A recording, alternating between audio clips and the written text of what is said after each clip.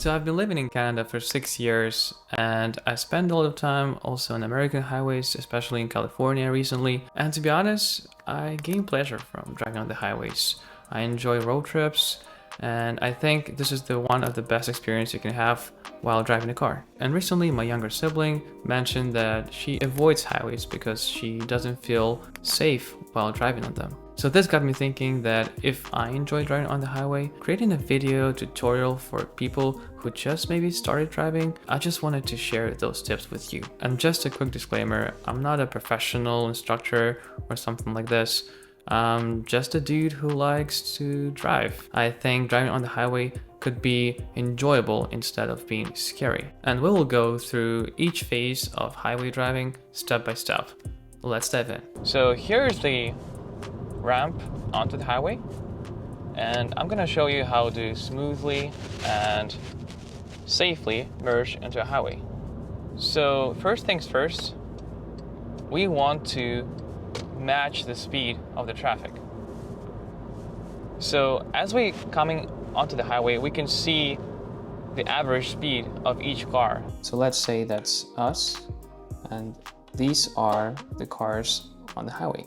So while we are here, we want to see how fast these two cars are going. We want to make sure that we are going pretty much the same speed. So then when you actually are ready to merge, you see how safe it is since it's very predictable and you have all the same speed to merge into this cruising lane over here. And this is how the safe merge is done. Let's see the real world example. We can predict how fast these cars are going. So now we just want to match the speed. We'll look in the left mirror. We see if there are any cars and they're letting us in. There's nobody in this lane. I'm slowly merging. And you see, while I'm merging, I was basically at the same speed as this car and the car in front of me. So this is the goal. So I have already explained why is it important to make sure you match the speed approximately rather than going too slow or too fast. But let me just quickly show you an example. If you're going too slow, what can happen? So let's say you are at this point and this car is right here, but you are going much slower than this car.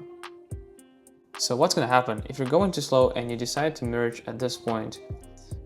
See what's happening.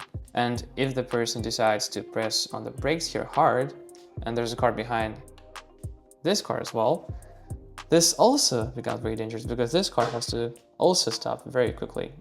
So you're just making so much trouble just because you were going too slow in the first place. One of the other things, you don't want to stop at any point in this lane unless it's an emergency. Let me quickly explain you why. So let's say there's a car behind you, there's a car that is coming in this lane, and you're trying to merge and you kind of hesitate and you are afraid to make a maneuver to merge into here. Maybe you didn't get enough speed, and then you decide to stop and wait until it's free. So why is it disastrous? First of all, if you stop here, the car behind you is not anticipating anyone to stop here. And that's why they'll not be ready to react in time and hit on brakes while you're stopped here. And the car here could also be very confused by your movement, and they might also cause someone else, let's say there's a car behind here too, to panic too. So you are creating a very dangerous situation on the road, and you are endangering everyone and yourself.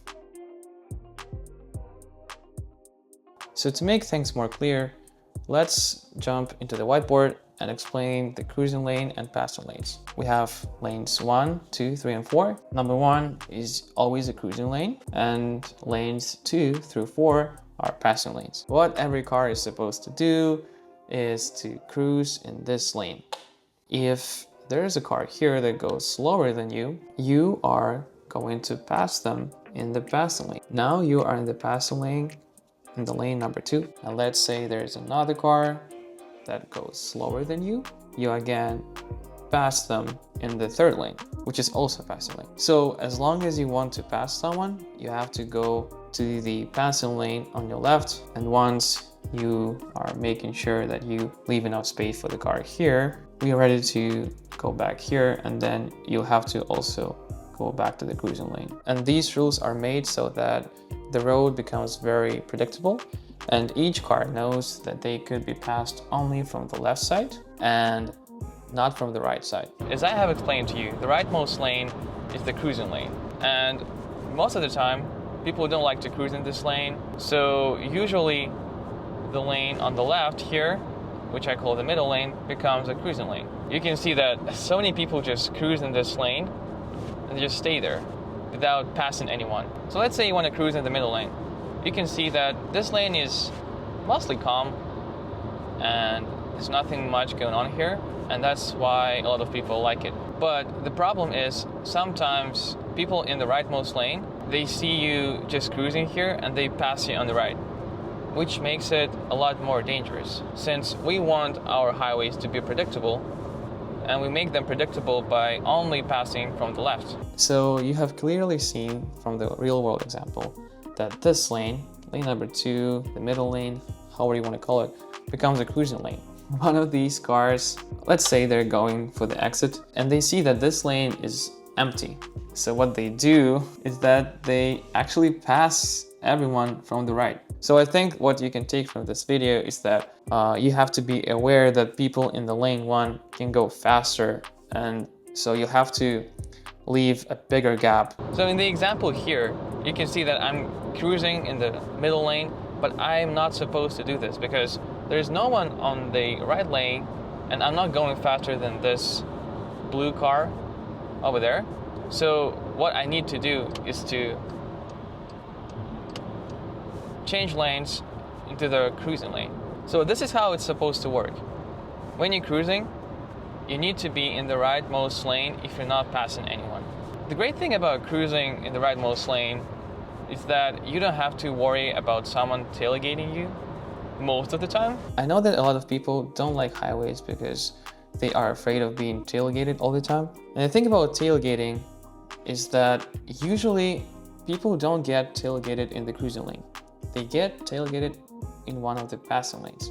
If you're trying to cruise in one of the passing lanes, in this case, let's say it's lane number 3, you are gonna frustrate many people and they're gonna start tailgating you. Even though I understand it's dangerous, I understand that they have no right to tailgate you, but you're kind of provoking people on the road when you do this. So if you want to avoid being tailgated all the time, as I said, just be in the cruising lane.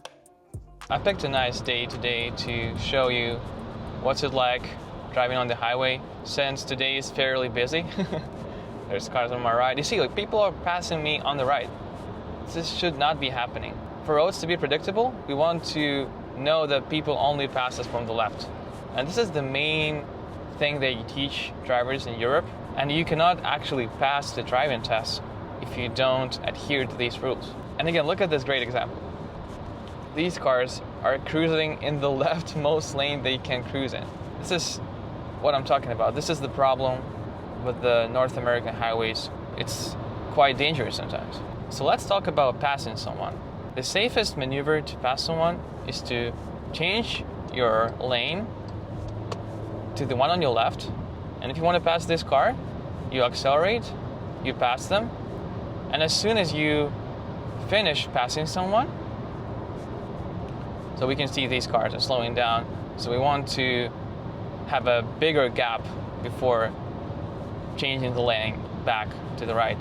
So we see there's a bigger gap between these two cars.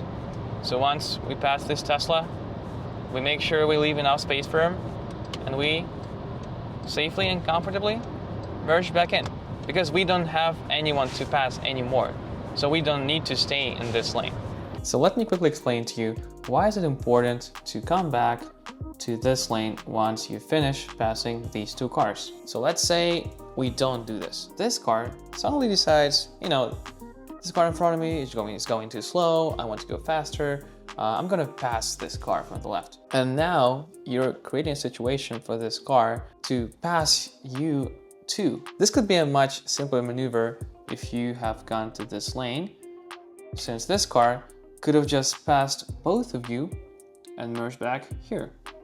And it would have been much safer than passing this car and then pass you as well. So instead of doing 2 lane changes to pass both of you, this car now has to do 4 lane changes. And with each lane change, there's more risk of an accident. So that's why it's important to come back to the cruising lane as soon as you pass someone. And to be honest, after I cemented my knowledge and learned all of these tips myself, driving on highways became something I enjoy every time I'm doing it. And I want other people to feel the same thing. The thing about being comfortable on the highway is to drive on the highway. You need to understand the driver's behavior patterns in order to make sure you're feeling safe on the highway. Regardless, if you're a new driver or an experienced driver, I hope you got something useful from this video. And if you did, please share it with your friends, family, because the more people know about it, the better it is for everyone on the road. I'm going to make more videos about how to improve your driving skills in any aspect, so please subscribe if you want to see more of those. And just remember, it's always good to be nice to people, not just in real life, but also on the road. And we need to respect other people and we need to respect driving. And as always, stay savvy, and I'll see you on the next ride.